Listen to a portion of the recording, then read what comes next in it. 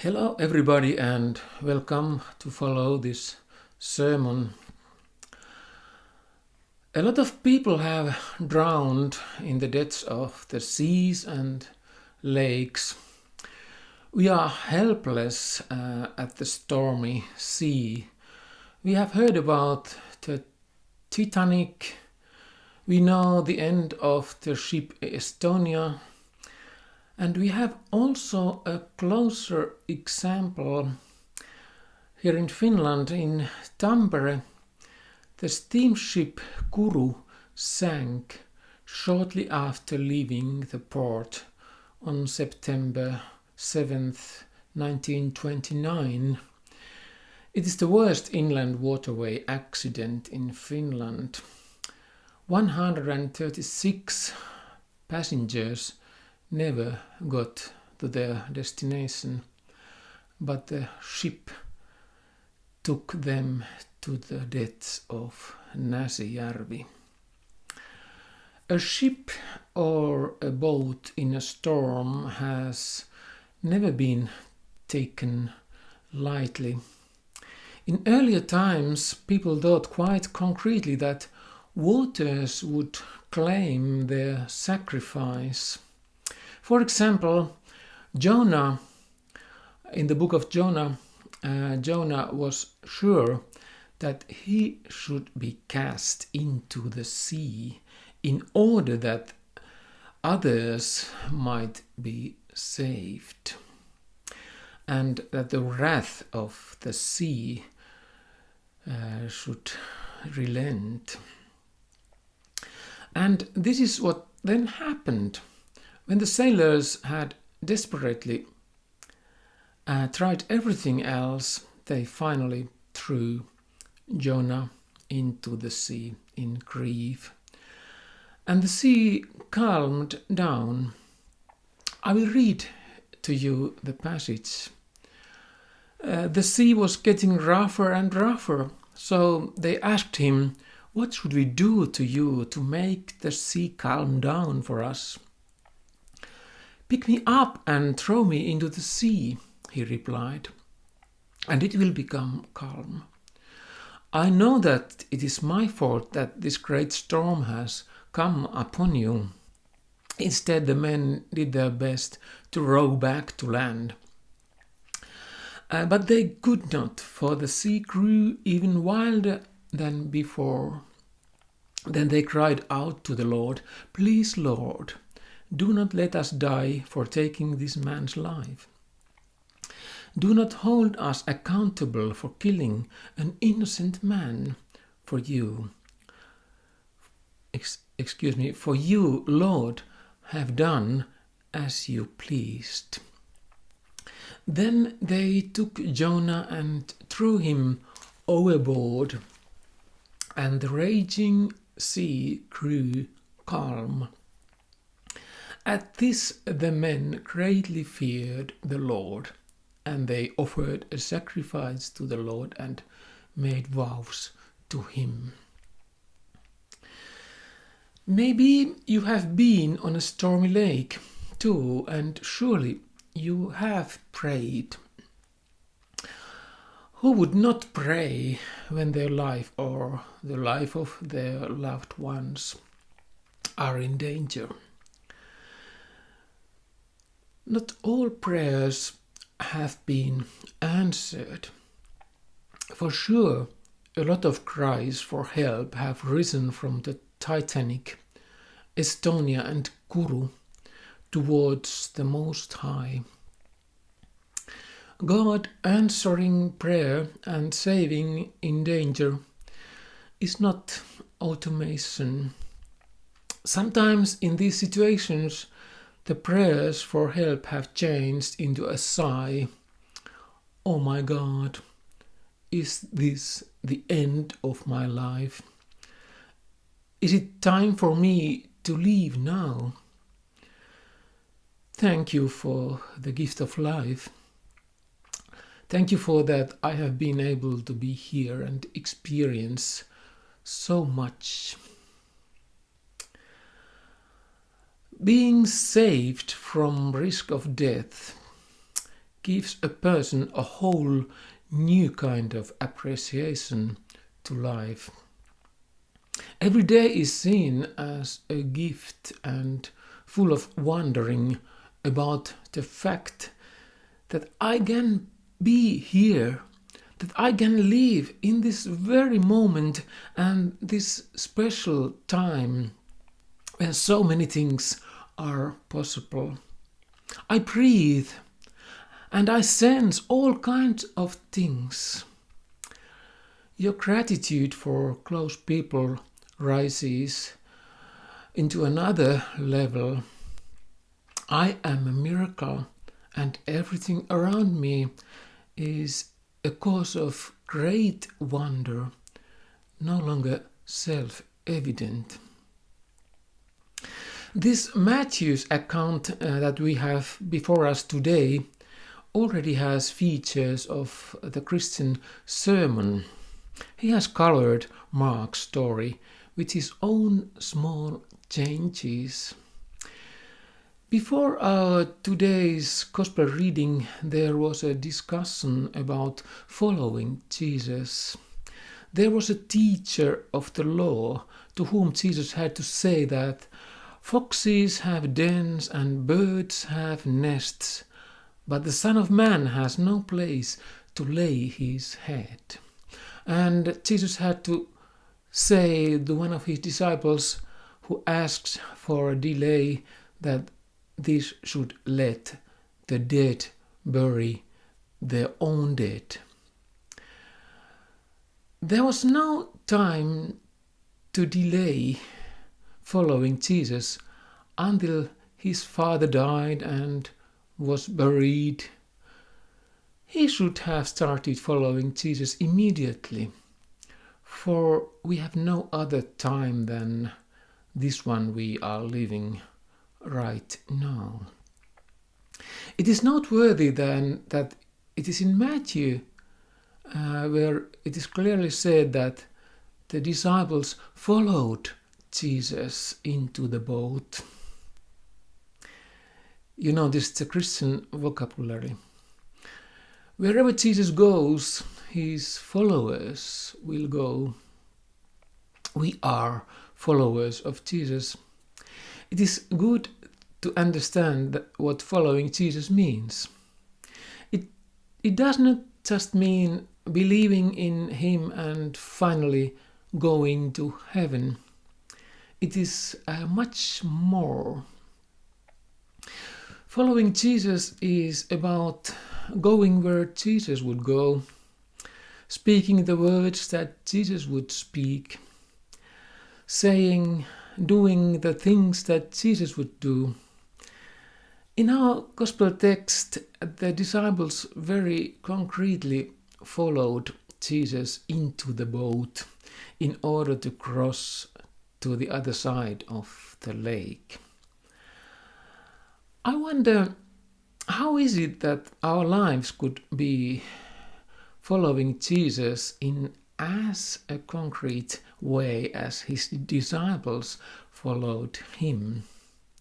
I already hear us saying, it looks like it's going to be a storm, or if we do this, we'll have a lot of difficulties. Better not to do it, or it looks like people would talk, someone could get hurt, not everybody would like it, better not to go, and so on. A lot of excuses for not doing anything.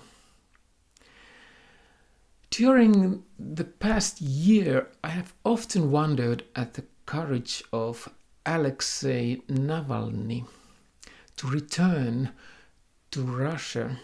He did not hesitate, even though he knew very well what would happen to him. He wanted to be brave and do what he thought was right. By returning to Russia, he could encourage his compatriots. Even a year after his arrest and having been in prison, he says that he does not regret returning to Russia, where he had already been poisoned once. He rises with his whole being against tyranny and injustice.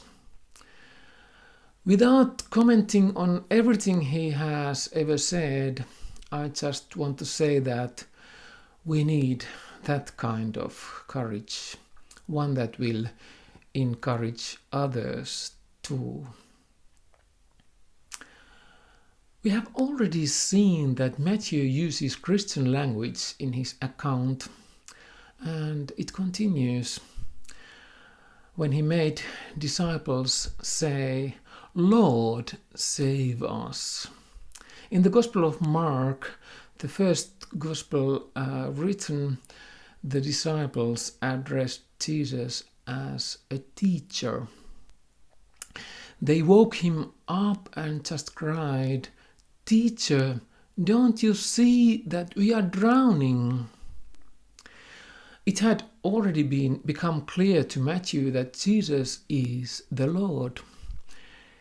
He who determines the weather and the winds, the storms and the calm. That is why he had changed the word teacher to Lord.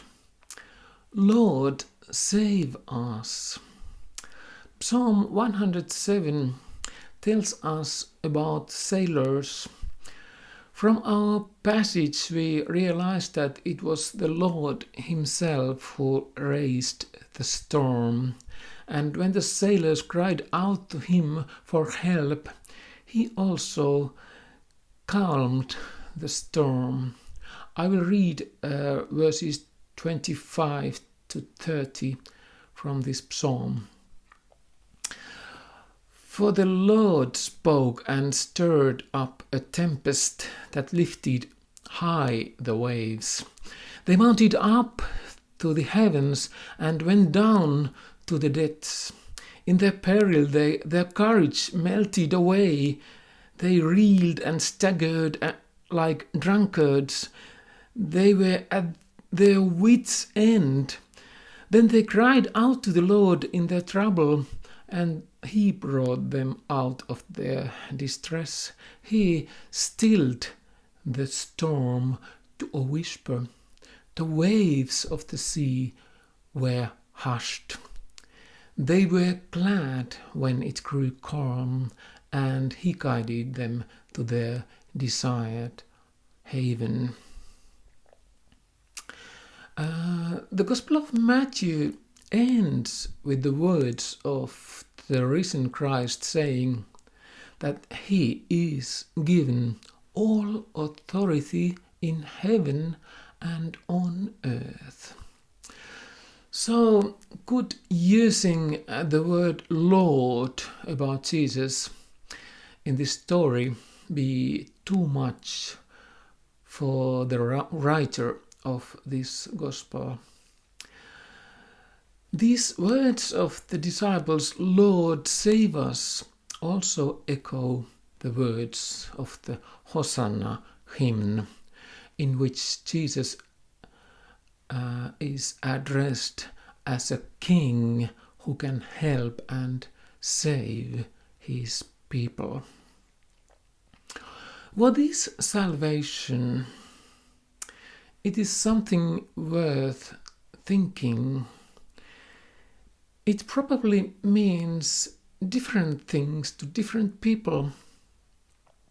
For the Christians in the early church in Palestine, who were mainly poor, the salvation was something very concrete, not to be obliged to go into imprisonment for their debts, to be able to live in peace without anyone harassing and enslaving them. Jesus has all power both in heaven and on earth. He rebuked the wind and the waves. So, he spoke to them. He commanded them with his words. Mark even has those words from Jesus. Quiet, be still, he said. It was as if that stormy lake of Gennesaret had been a living organism, a personal representative of the forces of nature.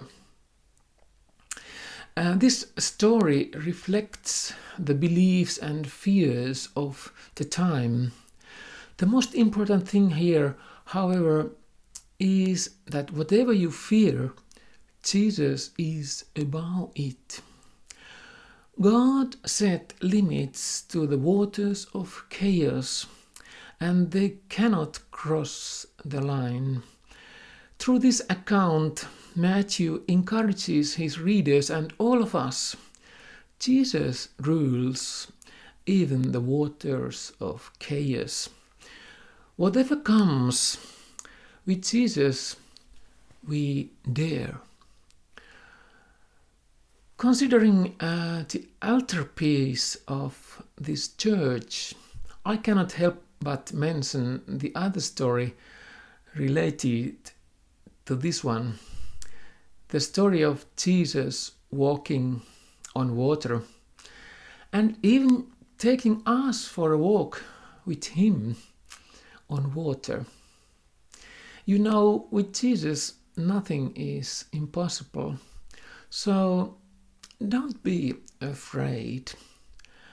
As for what is to come, be courageous and do not depart from the path of love.